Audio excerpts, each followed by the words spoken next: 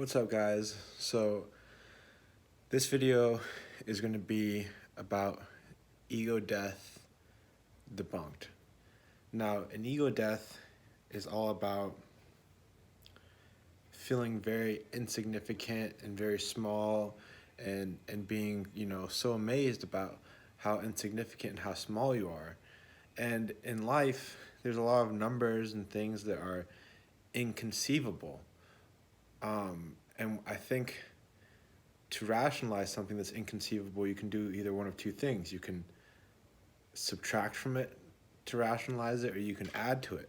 And I think this whole mind state of feeling insignificant and like nothing, and that coincides with the ego death, is actually the opposite of the truth. Because I think that what that mind state is doing is subtracting from things that are overwhelming to rationalize them instead of adding to them, which is actually being negative instead of being positive. And I'm going to explain what I mean by this is, let's say, for instance, there's 8 billion people in the world, and you can't rationalize that because it's inconceivable to you.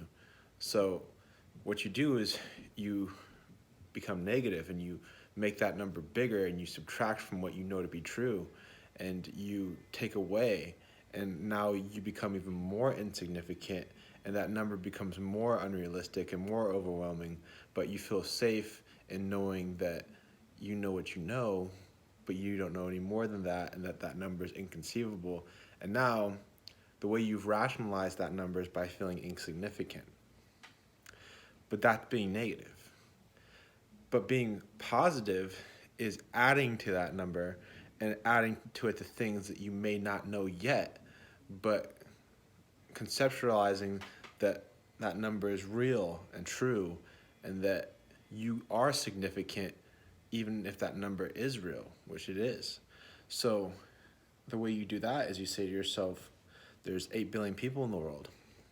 That number seems inconceivable, but you have to add onto what you know to be true.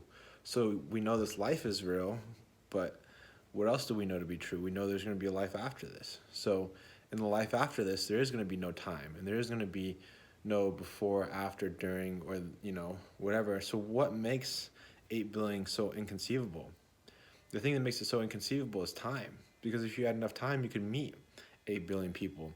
And memory, if you had enough memory, you can meet 8 billion people and know all of their names and know everything about them. And that number will be no different than the number 20 or the number 30. It's all relative to your comprehension of numbers.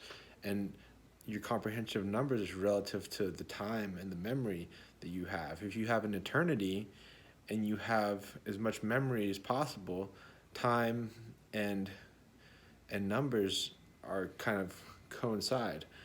Now, I'm just saying, if you had an eternity, I'm not saying if time wasn't even relevant. What if there was no time, which means, not like I'm saying I can meet 8 billion people in, 8 billion seconds. I'm saying, what if you can meet 8 billion people in an instant? Because you could only do one thing at a time. Everything was happening all at once, so you could meet everyone at once. People say when they die sometimes that they have near-death experiences, and that their whole life flashes before them in the blink of an eye, and they're able to remember everything. We remember a very, very small part of our lives. I can only remember certain things. There's so many experiences that I've experienced myself that I don't remember. There's probably times that I was completely in pain, physical pain, that was probably something that was tough for me to get through that I don't even remember. So I don't even remember my own life. I don't even remember every instant that I've been alive. Now, if I could almost meet all these 8 billion people in theory, because there's like 3 billion seconds in 100 years.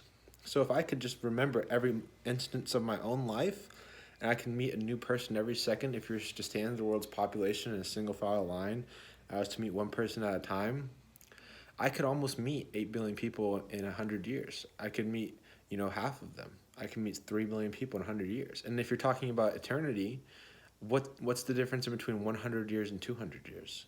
If you're talking about eternity.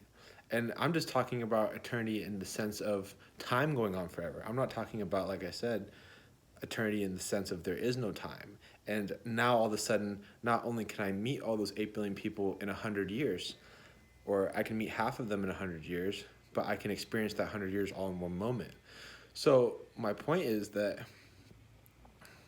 you have an inconceivable number, which is this life and this world and this reality and all these different people and how many of them that there are. And the negative thing to do is to subtract away from what you know to be true and make yourself more insignificant, more, less of something. That's what people say when they have ego death. They feel like they feel so insignificant, like everything is so big. What I'm saying to do is to add on to what you know to be true, to say, yes, 8 billion is a huge number, but someday in eternity, I feel like that there's a chance we're all going to get to know each other personally, because there's so much. 8 billion is relative to time and comprehension. And if there's an eternity, that number becomes smaller and smaller and smaller, especially if you can experience all those 8 billion people. And I'm just talking about condensing the experience of 100 years or 200 years into one moment. You know, I'm not talking about the eternity of eternity, where you could, maybe a million years could be condensed into one moment. At that point, there is no number that can be big anymore. Everything can be interconnected and everything can be personal. A lot of ego death and Hinduism and that sort of stuff is making things less personal, making God less personal, making yourself less personal. I think that just the fact that we forget so much of what we experience ourselves in this world goes to show you that whatever happens next is going to be more personal, and that things are going to, be more personal. And that, maybe at some point, every single person you ever walk by on the street, you'll know their name and you'll know who they are in heaven, and you'll know their life story. And they won't and you'll remember every instance in your life and say, wow, that was really someone.